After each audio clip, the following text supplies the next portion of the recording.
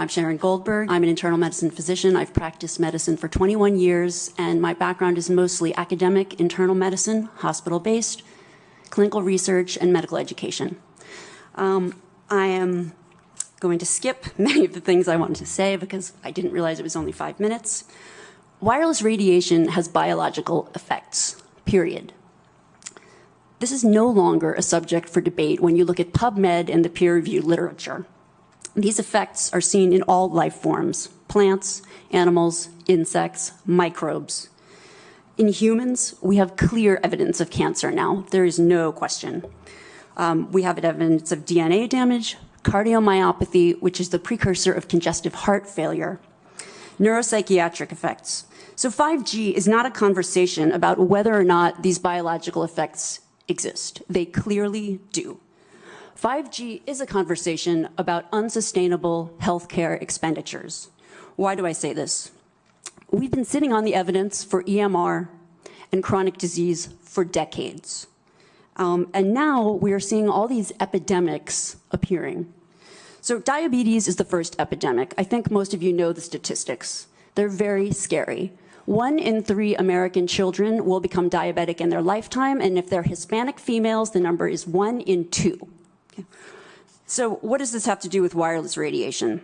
Wireless radiation and other electromagnetic fields, such as magnetic fields and dirty electricity, have been clearly associated with elevated blood sugar and diabetes. That is what the peer-reviewed literature says. It is not opinion. The closer you live to a cell tower, the higher your blood glucose. That is based on hemoglobin A1C measurements. So the idea with small cells of putting the cells closer to people's homes and bedrooms scientifically is very dangerous. And from an economic perspective, it's dangerous.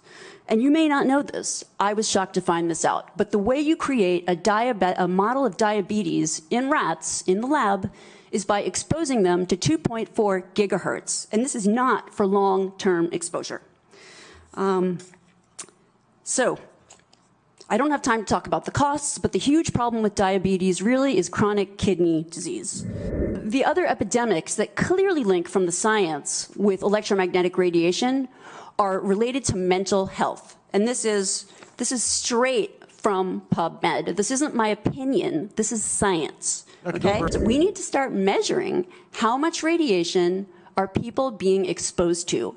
And before we roll out 5G, and this means there are 4 kinds of electromagnetic fields that we know are harmful to human health.